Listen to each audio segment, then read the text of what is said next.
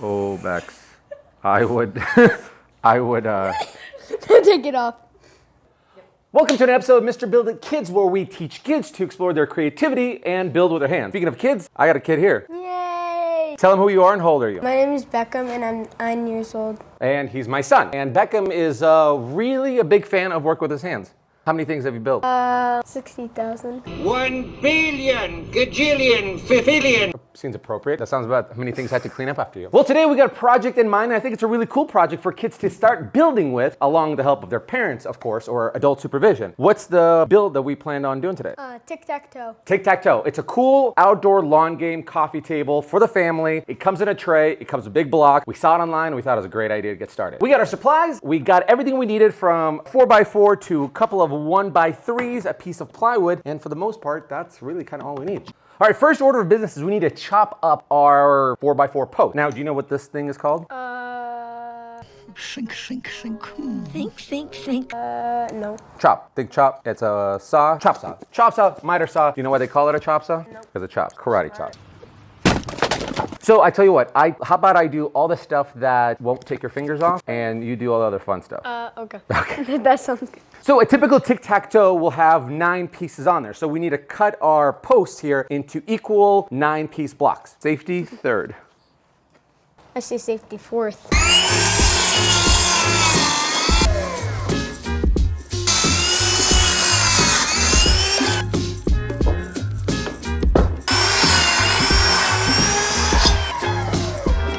All right, Bex, so I think we have 9 blocks here. Well, these are the extras. We don't need them. These are just ugly pieces. Oh, well, we're going to have a not an even amount of tic-tac-toes. Now that we got our pieces cut, we need to arrange these in the tic-tac-toe pattern they'll be in to know how big our box. I want you to do that for me. Let's put the end grain, which is the part that you can see these little growth rings. By the way, these growth rings will tell you how old that tree was. I don't know how many rings equal how many years, but that is usually something they can tell you how old that tree that they cut down with. We gotta do it around that. All right, you're right. We got a nice layout, but here's one thing we need to consider. We need to have some spacing so you can actually get your fingers in there to lift it up. So I would say that's about a good gap. All right, now we measure. So from here to here, what number is that right there? 12. 12. That's 12 inches by 12. So we're gonna have to make our little tray to be 12 inches by 12 inches wide. Now we're gonna work on our tray. This is a 2 foot by 2 foot piece of plywood. It's 3/4 inches thick. That's how thick that is. Cool. So what we're gonna do is I'm gonna use my table saw here, and we're gonna cut it 12 inches by 12 inches so we can have our base, okay? One thing I've learned over the years of building, Bex, is that you wanna verify your cuts multiple times. There's a saying, measure twice, cut once. Because if you measure once, then you have to cut twice. I don't even know what that means. No one knows what it means.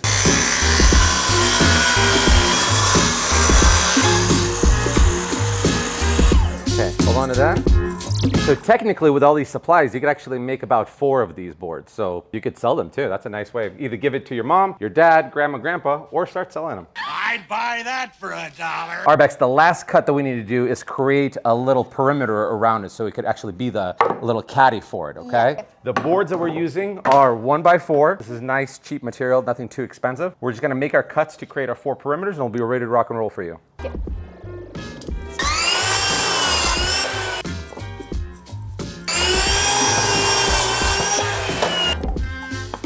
So we have all of our sides, the bottom, and all of the pieces are gonna be our tic-tac-toes. My recommendation before we start staining and painting and assembling everything is to give everything a nice clean sand. So we're gonna get rid of any kind of imperfection, anything that's rough, and at the same time, when we assemble this, all of our corners are all gonna be perfect. So you don't have to start getting into those little corners with the sander. All right, you ready to sand? Yep. All right, have you ever used one of these before? No. Nope, pretty easy. Power on. Power off, both hands on top. Don't press too much because you don't want it to dig into it further than you need to. And then just lightly carry it around, okay? All right, rock and roll. Now you're doing a great job. One piece of advice I'll give you when it comes to sanding, do you see these patterns, how they're going long ways? Yeah. That's called going with the grain. What you want to do is run your sander with the grain as opposed to across it. Because when you go across it, you get the least kind of a finish. When you go with the grain like that, you get a smoother finish. Give it another roll. There you go.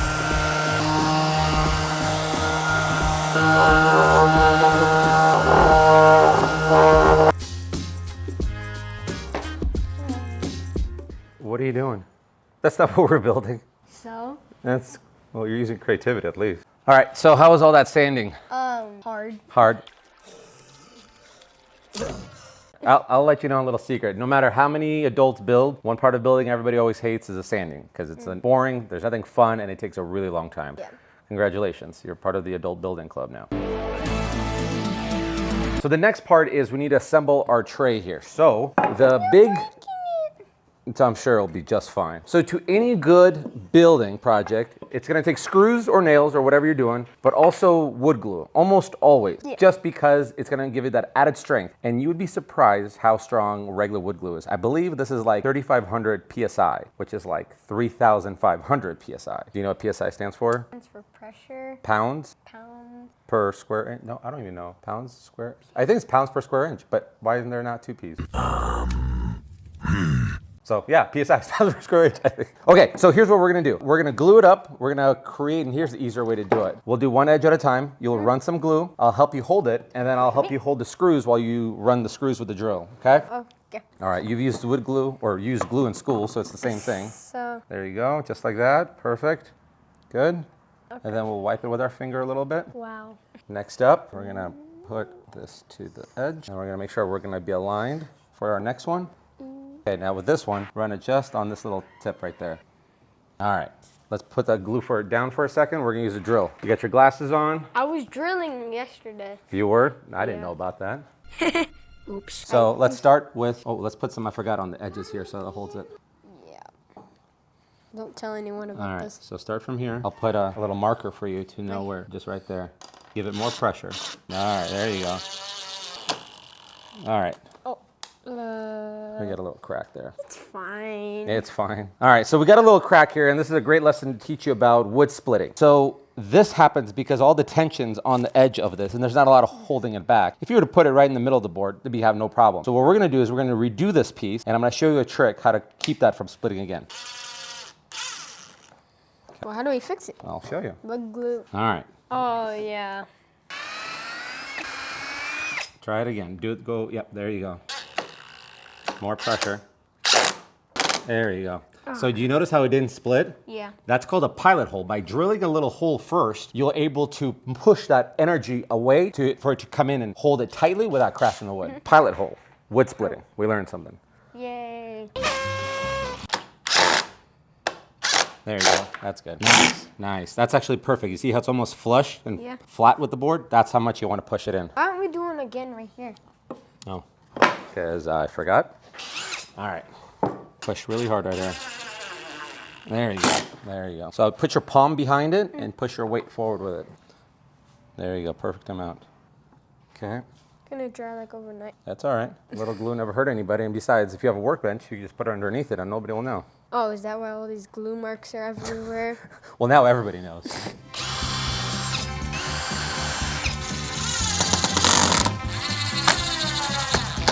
You see how the wood's not splitting now? Yep. Those pilot holes are what's saving us from it.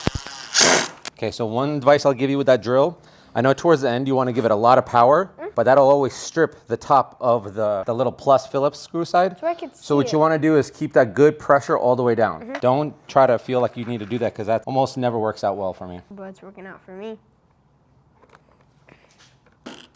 Nice. Good trigger control. Look at that. You made a box. Yay! Nice work. My box now. Did you put soap on this? Yeah. Oh. So Well, usually you don't want to put soap if you want it just to get rid of excess wood glue. right when I put soap on it, I just regretted it. I get it. I regretted it when I put right when I put it on. All right, so this is the part that I think you're gonna have more fun with because this is kind of this artistic stuff. Yeah. Okay, so we got stain. We got sponge brushes to help spread the stain a lot easier. We're using a stain called Special Walnut because Mom really likes walnut recently in terms of color. Am I right or am I wrong? Oh yeah. So what we're gonna do is when you dip it in, don't go too much and go just like sanding with the grain. Inside and outside. Inside and outside. So we're gonna do first maybe, it's kind of up to you. Do you want to do the outside first and then do the inside? Outside first. That's a good idea actually because that way we can flip it and we won't damage anything that you've already done on top. Yep. While you do that, I'm gonna start staining the block so we can do this pretty fast. Okay. Okay. That's definitely too much. Well, it's okay. It's just spread it all out. It's all gonna come out anyway. So remember, with the grain, the grain's going sideways. Yeah, I should have got less. Well, you learn with every lesson something to do next time differently, and that's how you get Oh better. yeah, like the wood glue. just like the wood glue or the screws. Every lesson I've ever learned from building happened from mistakes. Not because somebody taught me, but because I made a mistake. Well, definitely don't do that. Okay. Yeah, I definitely got too much. But it's actually better to get like a big dab then, because then you don't need any more. That's a strategy, I guess.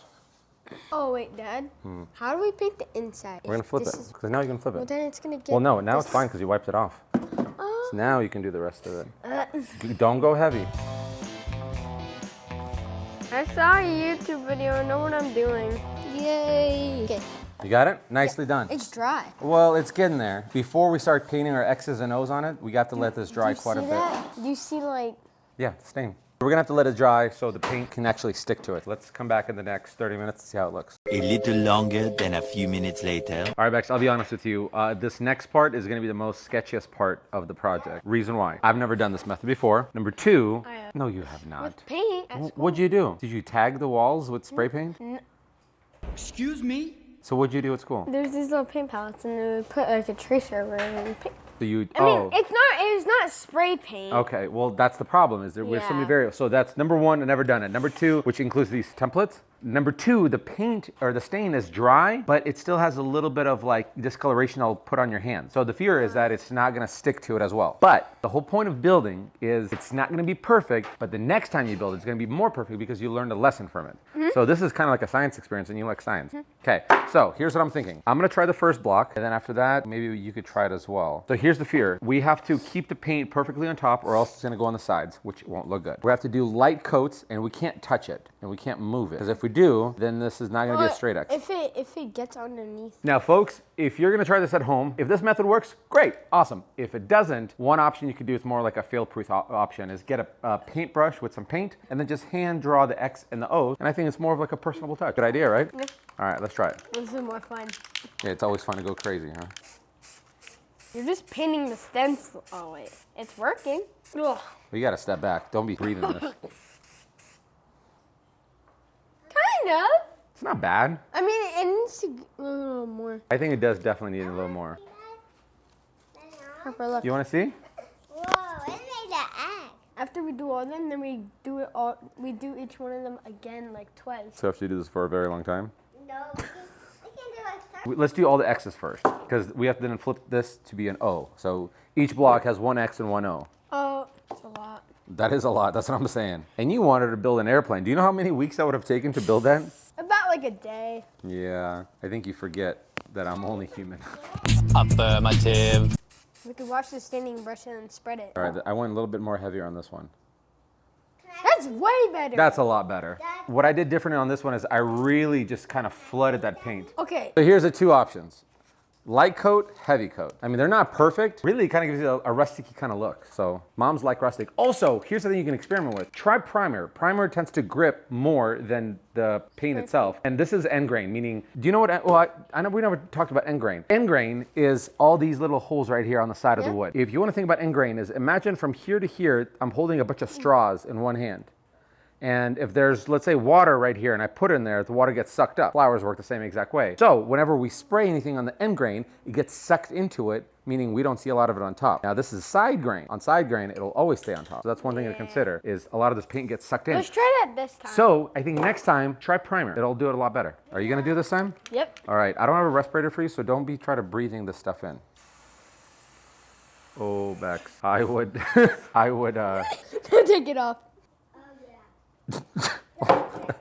So that's gonna be your piece. Well, you tried, you experimented. All right, so here's our here's our three X's: light coat, heavy coat, and then all the coat.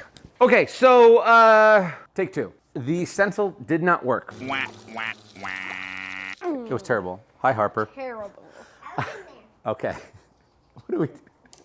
Okay, take two. So I sanded down the stencils that we did. It did not work well. We're gonna go back to the second option, hand painting it. So Bex, you're gonna be in charge. I'm gonna sand well, I already sanded it. I'm gonna restain these pieces. You're gonna work on all the X's, and then after they dry, we'll flip them over and do the O's. Try to keep it consistent. Get a nice big X across all the corners, and then a nice consistent O, best you can. One piece of advice, because you're freehanding it, don't let the paint drip when you do extra touch-ups. So good luck. You're gonna need it.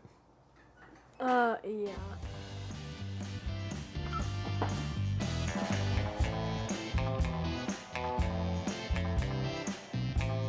Don't mind me.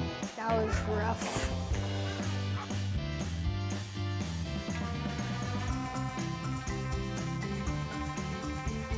Eh.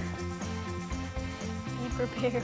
My painting was never good. Well, that's great. I mean, they're consistent. You're doing great. Just make sure you get plenty of paint in these little creases right there. When they dry, we'll do it. I think the hand painted way is way better because it gives you more of a personable touch. Took our class very seriously. My fingers had paint on them. Oh. My fingers had paint. I didn't even know. Okay. Nobody will know because Dad. People will know.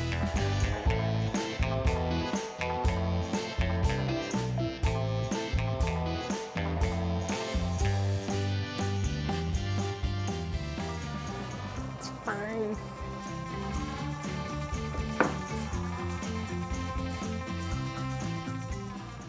All right, Bex, we got everything painted. I think the paintbrush approach is the number 1 approach. I think it looks very personable, very unique, Yep. a lot easier actually. So let it dry, and then once it's dry, maybe we can go to the backyard and play a game. Yeah. 6.5 hours later.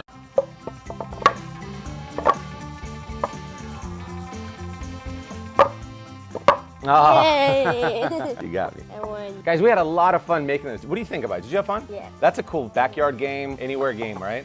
Awesome. Guys, this is a cool project to make with your kids or anybody else in your life. I think it's a really cool project that you can actually use. Like and subscribe and share with your friends. Nobody won. Nobody won.